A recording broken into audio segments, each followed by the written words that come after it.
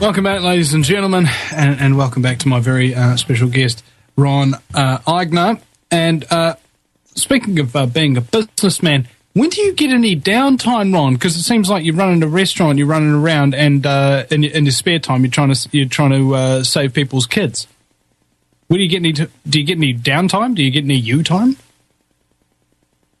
I'm not understanding you. Can I give you what?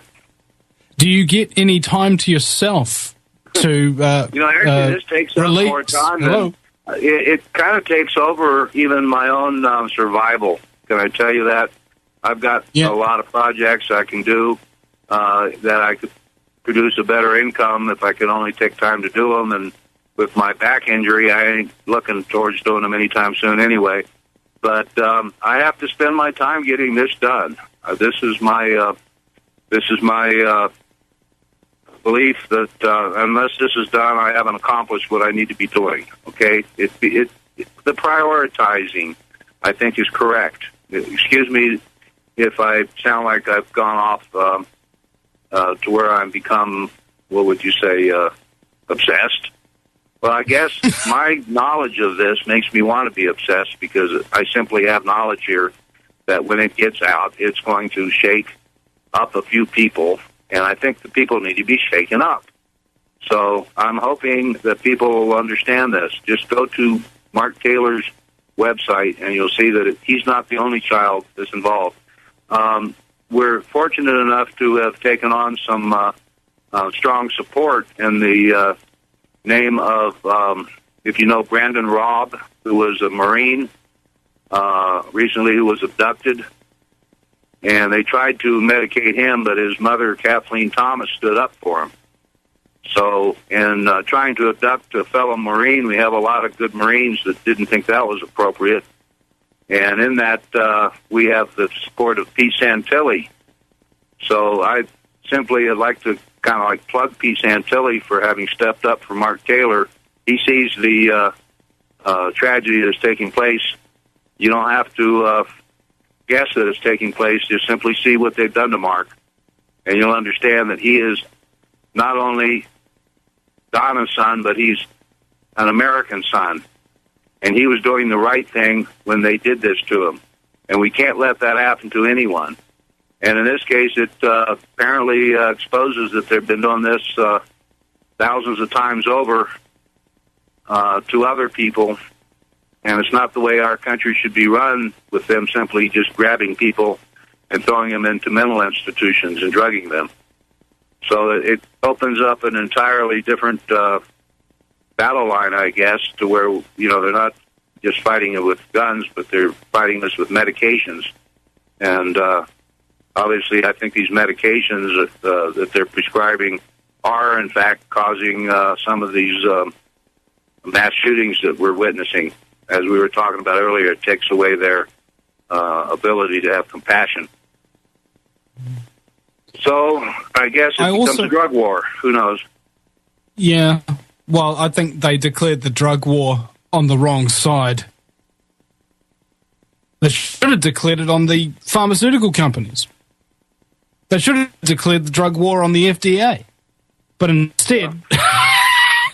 the people make lots of money off of dangerous drugs, right?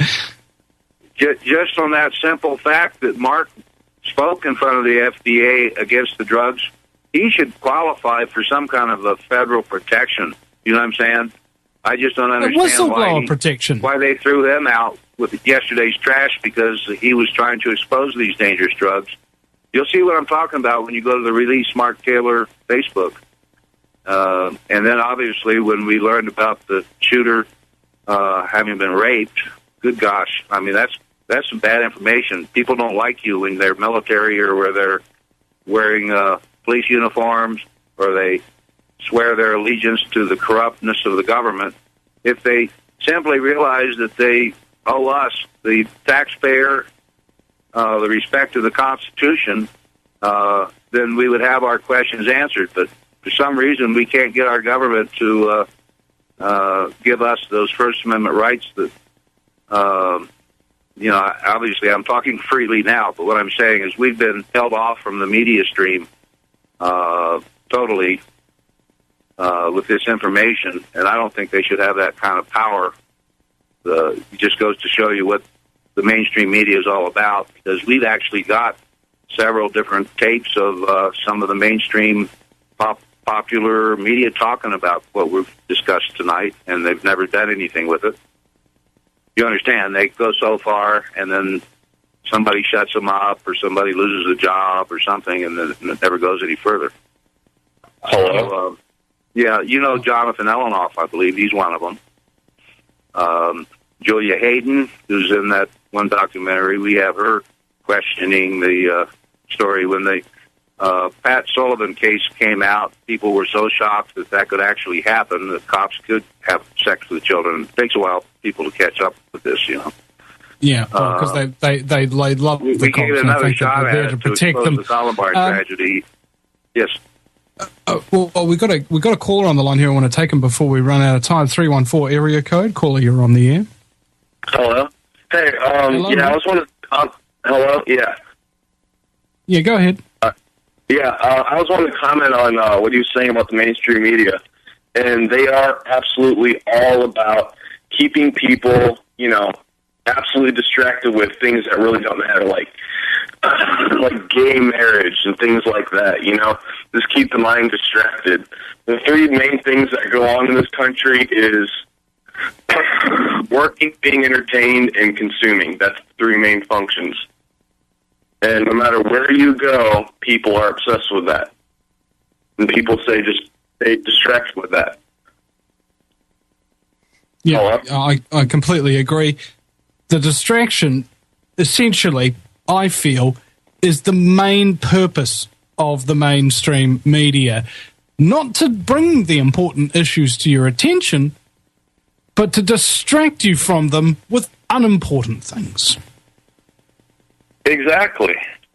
Well, remember they were talking about Marilyn Manson was supposed to be the reason why these two boys went off. And, in fact, I would like to tell Marilyn Manson, hey, guess what? It wasn't you.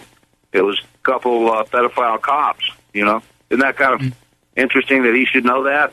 Because he got attacked over being an influence on the Columbine. There was really nothing to that, you understand? They were coming up with the Nazi connection, and no, they didn't even read any of Hitler's books. Are you talking about Charles Manson? No, Marilyn Manson. Marilyn Manson. Stars in the Marilyn, okay. Yeah, he was in the Bowling for Columbine movie. You probably want to do a little brushing up. There's a lot of this stuff that's on the Internet. You can research it rather easily. There's one. Now, what we do know, too, is the guy that wrote the Columbine book, that's just simply named Columbine. Yeah, his name's David Cullen, and he's an FBI publicist. And he's also the one that did the Columbine final report, which is a video you can watch. Right towards the end of that, when they're asking why the two boys did this, they talk about that most interesting written motive in the yearbook, where it says, "My wrath for January's incident will be godlike." Well, yeah, and then he goes on to settle it out as if he agrees now with the FBI's findings that these were two boys with minds that were, one was a psychopath and one was a depressive. Actually, I'm sorry to interrupt, but yes, have you ever heard of the CIA and its mind control programs? In the what? In its mind control programs, the CIA program. Oh yeah, huh? Okay, yeah. They're really studying that heavily because of the theater shooter right now. Yeah, I know. He had no recollection of what he was doing. Well, and they're using these events to, strict up gun rights. Yeah. A guy coming out of the prison that was interviewed by this Pendergrass, who we deal with, stated that he was claiming that the therapist was an evil woman who programmed him to do it. Okay, so that's already been, everybody's talking MK Ultra, particularly about that case. But what you need to know is these two Columbine shooters had been, and we couldn't document, 15 contacts that the sheriff's officers had with those two boys. And if you know how it went, they denied that they even know who they were. And then we learned, obviously, that they knew who they were immediately. Remember, there was a 3.5-hour time schedule. They had actually had the doors of the control van locked because they were trying to figure out what to do. Yeah, it comes down to that counter-personality concept, that someone can just absolutely say something to you and trigger that personality, and the personality that you have goes away, and that, born ultimatum killer just comes right out of you.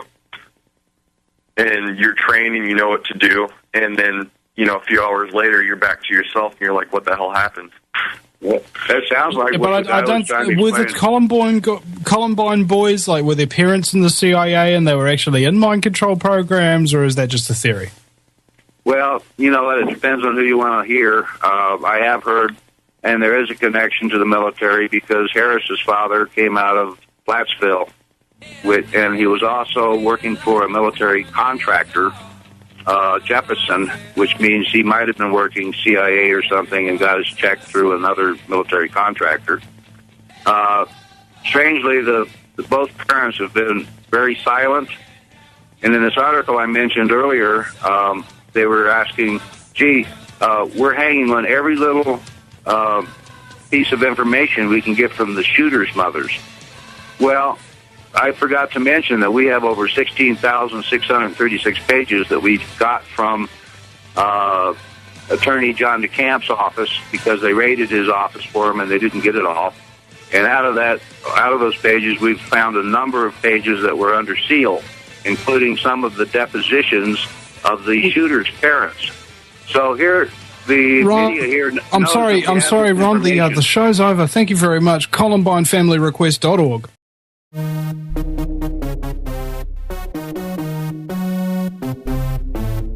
I'm not understanding you. Can I give you what? Do you get any time to yourself to actually, this takes up more time. Hello? It kind of takes over even my own survival. Can I tell you that? Man, when do you get any downtime, Ron? Because it seems like you're running a restaurant, you're running around, and in your spare time, you're trying to save people's kids. Do you get any downtime? Do you get any you time? A lot of projects I can do that I could produce a better income if I could only take time to do them. And with my back injury, I ain't looking towards doing them anytime soon anyway. But I have to spend my time getting this done.